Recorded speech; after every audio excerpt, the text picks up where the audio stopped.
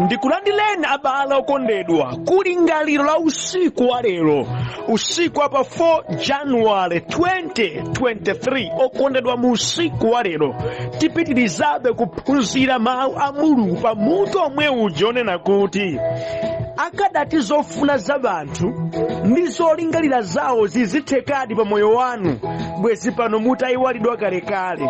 Moyo wanu amausunga ndi Mulungu, musaleka kuyenda naye. Okondedwa mu usiku wa lero ndi phunziro namba 8 limene likuchokera pa Yoswa 10 kuyambira ndime yake yoyamba mpaka ndime ya namba 15. Mawu a Mulungu muchichewa cha lero akuti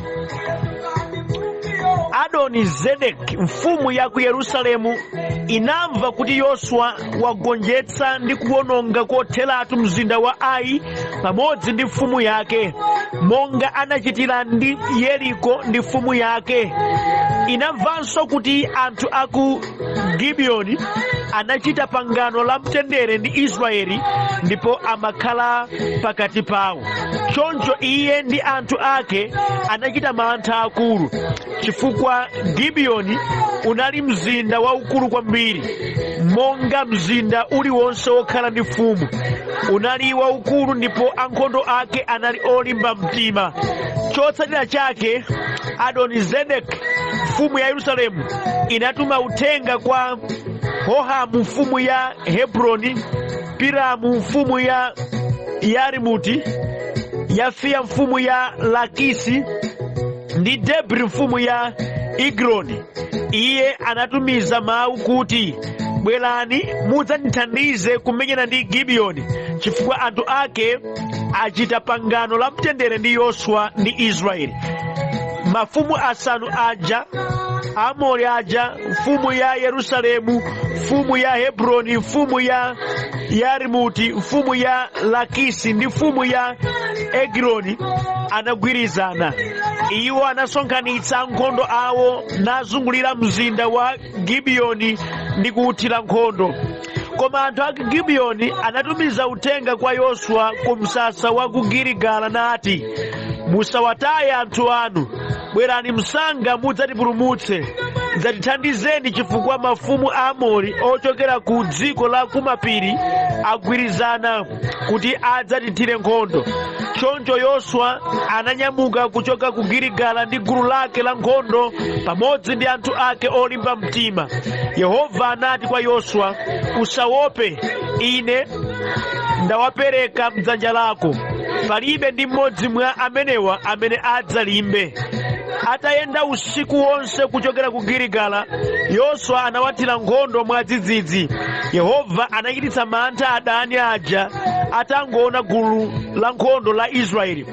Choncho Aisraeli anagonjetsa Amori ku Gibiyoni ndipo anawathamangitsa mu msewu wopita ku Beti-Horoni ndi kuwapha m'njira yonse yopita ku Azeka ndi Makeda.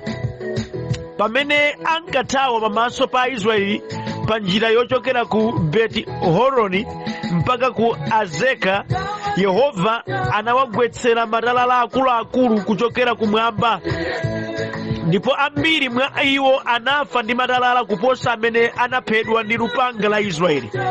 Pa tsiku limene Yehova anapereka Aamori m'manja mwa Aisraeli, Yoswa ananena kwa Yehova pamaso pa Israeli kuti, iwe dzuwa, ima pamwamba pa Gibiyoni, mwezi ima pamwamba pa chigwa cha Ayaloni. Choncho dzuwa linayima, mwezinso unayima mpaka dziko la Israeli litagonjetsa adani ake. Zimenezi zalembedwa m'buku la Yasari. Dzuwa linayima pamodzimodzi pakati pa thambo mlengalenga, osayendanso kwa tsiku la thunthu. Sipanakhaleponso tsiku ngati limeneli kuyambira kale, tsiku limene Yehova anamvera munthu. Izi zinatero chifukwa Yehova ankamenyera nkhondo Aisraeli. Kenaka Yoswa anabwerera pamodzi ndi Aisraeli onse ku misasa ku Giligala. Ameni. Okondedwa mawu a Mulungu amene tawerengawa, titsogozedwa ndi kulingalira kuonena kuti kusakasaka mtendere osati nkhondo kumasunga moyo ndi kuchulukitsira okuthandiza ndi okufunira zabwino. Ameni. Munthu ukamasakasaka mtendere osati timaudani, osati nkhondo, machitidwe amenewa ndi abwino chifukwa ndi amene amakuchulukitsira abwezi osati adani, ndi amene amakuchulukitsira wanthu amene amakufunira iweyo zabwino. Khalidwe lotero okondedwa limakupanga iwe kukhala munthu osasowa wanthu okuthandizira. Ayi, mtendere ndofunika. Tili ndi anthu ena amene amakanika kukhala bwino ndi anzawo, pena paliponse iwo amachita ukavuwevuwe. Inetu sinchero kwiya, inetu sindilibe thukoloko, ine za munthu sinilabada, ineyo ndine yolakwalakwa. Mukamanyadira zimene zizi ndimafuna ndikutsimikizireni ndinu munthu amene zeru zanu nzochepa. That's why kukhala ndi adani ambiri sikumakuphonyani malingana ndi khalidwe lanu lachabe. Simufuna mtendere. Ayi, ndi okhawo okondedwa amene amameza matama awo nafunafuna kukhala mu ubale ndi anzawo, naonanso ena ofunikira nayenda nawo limodzi, amene amathandizika ndi kukambiridwako zabwino. Ndi mtendere umene umapangitsa kuti wanthu adzikambirana zokoma, wanthu adzifunirana zabwino, wanthu azithandizana ndi mtima woona. Ameni. Pamene munthu uli ndi anthu ambiri okukonda, anthu okugwira dzanja sasowa mu nthawi yako yakakasi. Kamukumva inu kaya? Iweyo ngati uli ndi abwezi ambiri, nthawi yako yakakasi okugwira dzanja samasowa. Izi zilipangitse kuona ndi maso. Alipo anthu ena amene sakhoza kuyeza bwino ndi wanthu, olokuti adwala okaona kuchipatala na anthu ake mkumanjaku. Koma alipo wena amene amakhala bwino ndi wanthu, amacheza bwino ndi wanthu, kakangopezeka katsoka pa iwowo amachita kuchulukira wanthu, mochita kuphaphanga ngumbi wanthu owachitira chokoma, owafunira zabwino. Sikutchukanso tu ayi, koma ndikukhala bwino ndi wanthu. Ameni. Kukhala bwino ndi wanthu. Ndimakumbukira za m'bale wina amene pena amaoneka ngati kuti ndi wodwala ndithu, mkaganizo ndi zochita zake, koma amakhala bwino ndi wanthu. Pamene ofika iye amangocheza ndi wanthu. Okondedwa, ndimati ndikambe idafika nthawi adadwala, ambuye namtenga. Okondedwa, panabwera chigulu cha wanthu, ndipo mpaka lero tikadamusowa m'bale ameneyo chifukwa chonena kuti amangokhala bwino ndi wanthu. Papezeka iye kampa zandale, kayampa gulu lotani, basi zimamachita iye nkungokhala bwino ndi wanthu, basi kumangowasangalatsa anthuwo. Analibe mavuvu kapena kuchita okondedwa, adagusa chinamtindi cha wanthu chimene chidasonkhana pa imfa yake. Mpaka lero ndikamaona ndimati kuti chisisi chake cha m'bale amene ali chiyani? Ndapeza kukhala bwino ndi wanthu. That's why achewa amati khalidwe ndi chuma, ndi chuma. Ndikamba ndi bena opanda khalidwe pano, mukudzitsekerezera mwayi wa moyo wanu, ndipo mukudzipangitsira kuti nkhondo pokufikani wanthu adzikusekani pwepwete. Masautso amene muzikumana nawo ndi amene azikhala mudyo wa zokambakamba kwa anthu amene inuyo mumatoza nkuwafunira zoyipa. Khalidwe ndi chuma. Ameni. That's why ndikukuthandizirani mu usiku wa lero, sakasakani kukhala mtendere ndi wanthu. Pena Paulo akuti ngati nkutheka monga mukhoza, khalani ndi mtendere ndi wanthu onse. Ameni. China chimene amayang'ana Paulo ndi chimenechi, kuti munthu ukakhala ndi mtendere ndi wanthu, okuthandiza sasowa, okufunira zabwino amachuluka, umakhala ndi ndidi chifukwa chakuti uli ndi abwezi ambiri okuzinga. Ameni. Mwa mawu a Mulungu amene tawerengawa, ndiopatsa chidwi kuti pamene Yoswa anali pa ulendo wake opita ndithu ukakhazikika mkadani, gulu lina la Gibeoni litaona kuti ifeyo kuti timenyane naye Yoswa ndi Aisraeli zitivuta, bwanji tingopanga nzeru zakuti tipange nawo pangano la mtendere. Ndipo izi zinatheka. Adapangana pangano la mtendere. Wena atamva kuti awayira pangano la mtendere zidakwiyitsa namata ife tisongana timena nawo. Okondedwa, pamene awa amati azikamenyana ndi Agibiyoni, Yoswa ndi Aisraeli adapita kukawathandiza. Pokathandiza Mulungunso nkuijoyina nkhondoyo mpaka na magulu aja amene asonkhana asanu, mafumu asanu kunena kuina maiko asanu adagonjetsedwa. Chidachitika nchiyani mkatikati mwa ndima mupeza kuti mtendere uwu udabala kuthandizana, udabala chionetsero cha chikondi, udabalanso thandizo la Yehova. Ameni. Mamawu amene tawerengawo okondedwa, tiphunziramo zinthu zinayi izi. Choyambirira, mukapeza m'moyo mwanu anthu amene Mulungu akuwachitira chokoma, chanzeru chimene mungachite ndiko kupanga nawo ubale. Ameni. Mukapeza anthu nganzeru, mukapeza anthu pa iwo pali chisomo, mukapeza anthu pa iwo ali ndi kuthekera, chanzeru chimene mungachite ndi kupanga nawo ubale, kuti muphunzireko inu za chimene chili mwa iwo aja. Izi nzosiyana kwambiri ndi mmene anthu ena achidziko oyipa mtima amachita. Iwo amati akapeza anthu amene mwa iwo muli chisomo, mwa iwo muli kuthekera, malo mokhala nawo bwino amayamba kuwanyoza nkumayipitsira mbiri nkumafunira zoyipa. Oterewa sathandizika. Okondedwa, chitsanzo cha Agibiyoni chondigwira mtima atazizindikira kuti mwa Israeli muli kuthekera kwina kumene ife tilibe. Awa wakukamba kwa zoona akhoza kutiononga ndi kutipweteka. Kulimbana nawo sitikwanitsa. Chimene tingachite ife awa wakhala abale wathu. Akhala abale ngati nkuteteza aziteteza ndife tomwe. Adapeza njira mpaka nadapanga nawo pangano. Ameni. Ndimati ndikambe mwa anthu amene Mulungu adawazungulitsira moyo wanu, ndipo anawapatsa kuthekera mwina kuposani.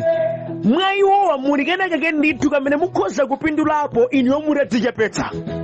Chimene chimavuta kwa anthu ambiri mpamenepa kuti adzichepetse ndi kuphunzirako kwa anthu ena. Ambiri anthu ngamakani, ngamatama, ngamwano amafuna kuti zabwino zonse zikhale zawo, amafuna kuti zochitika dzina lawo lizitchuka. Ndi anthu odziyenereza kwambiri amene safuna kukhala pansi pa anthu ena. Ngati ndinu mmodzi mwa iwo ndimukuluza zambiri ndipo simuthandizika, chifukwa zilipo zina ku dziko lapansi simudzazidziwa pokhapokha mutadzichepetsa naphunzirakonso kwa anthu ena. Ameni. Ndikuyankhula ndi wena ali nkuthekerako ndithu. Mphatsoyo ali nayo koma vuto lakuti amakira nayo somarama. Safuna kuona anzawo waposa, safuna kuyandikiza ndi anzawo. Oterewanso amakhala pamodzimodzi chifukwa maluso ena mwa iwo sawafikira popeza ali pa mpikisano osati pa ubale ndi wanthu. Okotera munthu sakhala munthu payekha. Nkhuni imodzi samanga mtolo, mudzafunikanso anthu ena inu. Maluso ndi somo zina Yehova adayika mwa anthu ena. Ndi chifukwa chake pamene mwazindikira chisomo chili mwa ena, panga nawo ni ubale. Ameni. Kulimbana nawo anthu amene ali ndi chisomo chapaderadera si nzeru ayi, ndi misala. Koma ndimati ndikulimbikitseni, chanzeru nchiyani? Chanzeru ndi kukhala nawo ubale, kusalimbana ndi anthu amene Mulungu wakomera mtima. Okondedwa, sichopanda nzeru, ndi chanzeru kwambiri chifukwa chimapindulitsa moyo wanu. Kukhala mumtendere ndi anthu amphamvu zokuposa iweyo sikupusa ayi. Ndi anthu omwewo amphamvu amene zikakuvuta iwo amakhala thandizo lako. Matingambe ine pano kuti anthu ena adathandizika chifukwa cha ubale umene ali nawo ndi anthu amene ngamphamvu zawo. Shuwa ndithu. Ndipo chikadapanda kuti anthuwo anali nawo mu ubale, chimene amachifunacho sichidakatheka chifukwa chidalira munthu wina wake wa stepe yake yamphamvu, chidalira munthu wina wake wa dzina lake ndithu. Popeza anali mu ubale ndi anthu amene ali m'mayina pena pakadathandizika. Ndimati ndikambe nanu musamangobwokera nkumanyoza anthu ena ayi wapopeza ali mdzina amene wazofuna. Panga nawo ni ubale, mudzathandizika ndithu. Anthu ofuna kupindula ndi kudalitsika ndi amene Mulungu amakakamiza kukhala mubale ndi wanthu. Chifukwa madalitso ena chauta adapatsa anthu ena kuti inu mukapeze njira yake ndi kukhala nawo ubale. Tengani chitsanzo ichi okondedwa chosakasaka mtendere, chopanga value maubale. Ndaonapo ine anthu akunena mawu kuti ayi 2023 china yoti ndichite nkuthetsa maubale ndi wanthu ya ndikufanika ndi abale ochepa kwambiri zedi. Ndine ndi mawu osiyana kwa inu. Maubale ndi ofunikira. Kukhala mubale ndi wanthu nkofunika, koma osati kupusa mubale kuti azinkudyerani. Ndikunena kuti kukhala mubale ndi wanthu, kusakhala mumkangano, kusakhala muziyangoyango ndi wanthu nkofunika. Muzikhala ndi mtendere, osamati kuona munthu komano ngati ulavule munthu. Ayi, udani ndi wanthu kumakubalira ukapolo. Ndikulalikira pano, funani mtendere. Chilipo cha phindu, chilipo cha paderadera, chilipo chimene Mulungu adakonza chimene chimapezeka mubale ndi wanthu. Ameni. Ine ndi mmodzi mwa anthu amene ndapindula ndi ubale. Ndafika malo amene sinayenera kufikapo chifukwa cha ubale. Inunso ndikukhulupirira mukasamalitsa maubale ndi wanthu, chilipo chimene Mulungu adzaonetsera. Alipo madalitso amene munthu umawapeza kamba ka ubale. Ameni. Agibiyoni anachiyang'ana chimenechi naona kuti koma ubale ungofunika mpaka adapanga pangano ndi Israeli ndipo adathandizika mnyengo yawo yakakasi. Ameni. Chachiwiri ndi chokondedwa, kaya zimakhala bwanji kuti wanthu ena akamva zabwino zimene zachitikira ena sakondwera? Kaya zimatandika itamva mfumu ya ku Yerusalemu zakuti Agibiyoni ndi Aisraeli apanga pangano, zidayipira mpaka na iwowo adambokapanga mauposo ndi wena. Okondedwa ndamva kuti akuti aja achita pangano ndi Israeli. Okondedwa ife tichite naone nowe amene tete aonongeni basi, tete aonongeni. Izi zinthu zimene ambiri amachita malo mwakuti aone chingachitike nchiyani pa izi. Ayi ndithu oterewa ndi amene chauta amasakaza osati masewera. Amitima yotere yonena kuti akamva kena kake koma yosafufuza kuti kodi alakwa kapena okondedwa amakhala bize kubokera ndi kupanga maplani ofuna kuononga zawena. Oterewa ndithu amaonongeka. Pangano la Gibiyoni ndi Aisraeli sidawakondweretse mafumu enawo. Ayi ndithu okondedwa matindikape nanu maubale amene wanthu ena adali nawo, amene adawathandizira. Ena atamva ndi kuona kuti mwa awa athandizikapo zidabwera ziwanthu zoyipa nkudzasokoneza moti wina wake amadandaula ndi kukamba pano kuti ubale wake ndi wina wake oti adakamuthandiza okondedwa udasokonera, adakadetserera kwambiri zedi. Ndikukambira zochitika wena amati akamva za ubale wina wake amafuna angobwera nkudzangoononga. Ndikambe kumagawo awiri. Inu amene muli ndi mtima oti mkamva za wena ndikuona kuti awa ndi awa akamagwirizana akhoza kuchita bwino, akhoza kupita patsogolo, nkumakachita ngati ukavuwevuwe, chauta adzakulangani kwambiri andisimudzapita patsogolo. Ndinu mthenga wa Satana, ichi dziwani. Ndikambenso ndinu ameneno mumamvera zizonse, dziwani kunja kuno kuti ziwanthu zabodza zimene zimatsekerezera wena mwayi. Mabwana tandimvani inu anthu abwino kuti andimvane ameneno mukamagwirizana ndi wena opanda mayina, dzina zimamva kupweteka ndi zimabwera ndi mabodza awo kutsekereza kuti muleke kuachezera anthu aja kuti musamathandizenso. Ndimatikulangiza osamamtengekatengekaso manchita mamveramverayi. Mudziwa lero kuti zilipo dzina ndi akavuwevuwe chabe zosafunira wena zabwino. Molingana mudamvako za wena amene adakutamizani inu nkuleka ndi kuwathandiza mudawalakwira.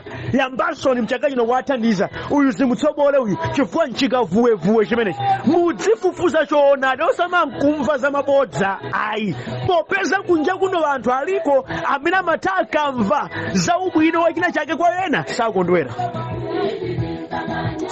Tawerenga mawu a Mulungu mfumu ya ku Yerusalemu itamva zakuti pali pangano pakati pa Gibiyoni ndi Israeli, idakwiya mpakana Yoswa makapakaso mapangano ndi wena ofuna kuthana ndi pangano ili na Gibiyoni tili ngowamaliza iwo. Amachitiranji pangano limeneli? Anthu achabechabe. Aliko anthu oterewa. Musamamtenge nkumvera zizonse ayi.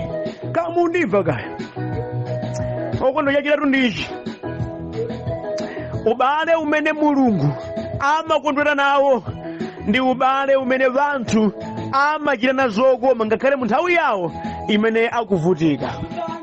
Ameni. Kunja kuno kuli maubale ambiri odyerana, maubale opwetekana, okawana ndithu okawana, maubale okawana ukhala ngati nthata pa galu basi. Ndikamba ine zoona. Ena ali ndi anzawo amangowapempha pamene wina amati akavutika mmene opempha amathawira sungapeza. Oterewa alipo maubale omadyerana ndithu. Chambira amamwera pakhomopo basi umadzangodyako umatengaso zina zonse apemphaso ati ngoma suka zedi pakhomo natengakuso ichiso natengaso umati sungapemphe angapako pakhomo pano bwanji kuti maubale achabechabe omangokukonda pamene zili bwino koma munyengo imene iweyo wapeza vuto mmene amathawiranso pazithandize atipoti mpavuto. Oterewa aliko achikondi cha nkhwangwa wanthu aliko, koma Mulungu safuna ubale otero ayi. Pangano limene ana Israeli adachita ndi Agibiyoni likuonetsa kuti mukugwirizana kwa wanthu muzikhala chikondi chenicheni. Atasautsidwa Agibiyoni akupereka uthenga kwa Israeli paja tutapangana pangano lakuyenda limodzi okondedwa. Tasautsidwa kuno bwanji mubwere mudzatithandize musatilekerere ife ndi abale wanu tsopano. Tamvani chimene akuchita Yoswa ndi ana a Israeli. Akulandira chimenecho ndipo akukonza ulendo opita ukawathandiza. Okondedwa ndimati ndikambe nanu abale banu mudzathandiza, abwezi banu adzionakonso chikondi chanu. Musamangowafuna pa zanu zokha, ngakhale musautso mwawo inunso kapezekani. Ana a Israeli adalolera kuyenda usiku tsiku lonse chifukwa chofuna kukathandiza anzawo. Kuyenda duwa pansi usiku, Bible atayenda usiku wonse. Amapita kuti? Amapita kokathandiza abale wawowa. Kulolera kumvako zopweteka chifukwa cha chikondi chimene nacho pa anzawo. Inunso mmatero kapena kwanu nkulandira basi. Umankonda munthu poti akupatsani koma no akaliyeza mvula ndi uthawa mfoni yomwe sayimba nkomwezi. Muli nzeru inu koma. Tamvani awa adalolera kuyenda wapansi. And number 2, adakamenya nkhondo ndi mafumu enawa kukayika miyoyo yawo pa chiswe kuti ngati nkufa tife bora tiyime naye Gibiyoni. Chikondi chozama chimene chikusowa pakati pa wanthu. Alipo ambiri amatha kuyendera limodzi koma sangafike pothandizana mwa mulingo umene wayi. Alipo ena amadyera limodzi koma sangafike pothandizana mwa mulingo umene wayi. Ndi chikondi kodi chimenecho. Ana Mulungu ndimvetseni. Tinafunikira ndi chikondi chofika pamenepa chomathandiza vuto la wina lizikhalanso vuto chifukwa cha pangano limene lidapanga mwa Yesu Khristu. Ameni. Chokondana, chothandizana. Ine ndimati kukhala kwa ana a Mulungu titamakhala monga mmene mawu a Mulungu anenera. Okonda bwezi zinazi kulibe chifukwa chikondi ubale umene timapanga chifukwa cha mtanda wa Yesu umaposa ubale ngakhale obadwa m'banja limodzi. Yesu amatilumikizitsa kolimba kuti tikhoza kumachitirana zokoma zote. Ndikwamba ndiwena pano amene mwathawa anzanu ena poti anzanu ali m'mavuto munkadya nawo dzana ndinu munthu oyipa kwambiri zedi. Munafunika mulape ndi mupitirenso mukayime naye m'bale wanu. Musamangomukonda zikamamuyendera ayi. Wakuthandizani kwambiri wakuchitsani kutali lero simumamuthawa chotera. Mulibe mzimu woyera ino. Mulibe uzimu. Ndi orere watu nanu sheshalika umakolasi laka ubakhudzika ngazenzeni anthu achiphamaso. Ayi. Mudzinkonda munthu pamtendere ngakhalenso pamavuto. Ameni. Okondedwa ndimati kudandaulireni. Musamangomukonda munthu poti mukupindulamo mwa iyeyo ayi. Chikondi chizikhala cha choonadi. Ameni. Chimene Yoswa ndi Aisraeli akuonetsa chikondi cha choonadi, poti tapangana kuyendera limodzi mutendere ndi mavuto, poti wasautsidwa nzovuta inde koma tiyenda nawo. Chikondi chotere chizikhala m'mabanja okondedwa, osati kumangokhala ngati okondedwa poti wina asali pavuto akapeza vuto nkumthawa. Ayi, yendani limodzi. Chikondi chizikhalapo maubwezi, chikondi chizikhalapo okondedwa mu mpingo wa Ambuye, chikondi chikhalepo ma ministries, chikondi chikhalepo m'midzi, chikondi chikhalepo m'mizinda mu dziko lathu lino. Tisayiwale ndife ana a Mulungu. Chikondi chotere chizikhalapo. Ameni. Chotsiriza okondedwa, dziwani kuti Mulungu amakhalabe mbali ya ana wake mu nyengo zonse, amawathandiza kuti apambane. Ameni. Mulungu amakhalabe mbali ya ana wake nthawi zonse, ndipo amawathandiza kuti ana akewo apambane. Mulungu adamulimbikitsa Yoswa, pita ndikayima nawe kumeneko, ndipo palibe wa iwo ngakhale alipo chigulu amene akalimbe pamaso pako. Ayi, pitani. Ndipo atapita adakapeza motsi mutandikuyamba kuwakantha. Yehova adalowerera nkhondo imeneyi. Mmene amathandizira nkuti Baibulo likunena kuti akuwakantha adaniwo, Mulungu adamba kugwetsa mvula ya madalawa, ndipo madalawa anali akuluakulu amene tageti yawo inali pa adani okhaokhawo. Ndipo Baibulo likuti anthu amene adaphedwa ndi madalawo anali ambiri kuposa amene Aisraeli adawagonjetsa. Yehova kuwamenyera nkhondo. Ndimati ndikambiranu nonse amene mmalimbana ndi anthu amene chauta wakomera mtima, Yehova amakhalabe mbali ya ana wake, ndipo amawathandiza mwa njira ina iliyonse ana a Mulunguwo kuti apambane. Ndikuwathandizako nkuti amachuna inuyo kuti muzindikire kuti awa ali nchauta. That's why ndikukuchenjezani musamakonda mikangano ndi kulimbana ndi anthu mungadzavulale, koma chofunika ngati nkutheka khalani ndi mtendere ndi wina aliyense. Ameni. Kanthu kena kakuti aonani kumthandizira Yoswa ndi Aisraeli nkuti Yoswa atapemphera kuti tikufunika nthawi yambiri ife kuti timenye nkhondo imeneyi. Bwanji Mulungu mulole dzuwa liyime lisayende yayi, mwezi usayende yayi, tsiku litalike ndipo kumwamba kudamvera. Baibulo likuti sikudachitikekonso kotereko kuti Mulungu adamvera munthu nayimitsa dzuwa, ndipo tsiku lalitali chotere kuti sikudapezekekonso ku dziko lapansi. Kumene kukudali kuwathandiza. Mulungu amachita zozizwa mnyengo ina iliyonse ya ana wake kuti awathandize. Wena amadabwa kuti awo tinapanikiza, nanga zatheka bwanji kuti awonjoke, awawa tinapangira zoyipa, zatheka bwanji kuti mbiri yawo isikopitabe kutsogolo, ifero apa tinatsekereza bwanji adutsabe. Yehova amachita nkana zozizwa kuti athandize ana wake, chifukwa iye amakhalabe mbali ya ana wake. Ameni. Musalimbane na hawa amene Yehova akuwakomera mtima, yenda nawo ni limodzi. Mati kulipitsana nonse ana achauta amene mwina nkusautsidwa mnyengo zochuluka. Yehova ali mbali yanube, ndipo Yehova adzamenya nkhondo zanu, adzakuthandizani. Iye amachita zake mothandizira ana wake kuti apambane. Ena mundikudziwa mungutsa mnyengo zovuta zopweteka.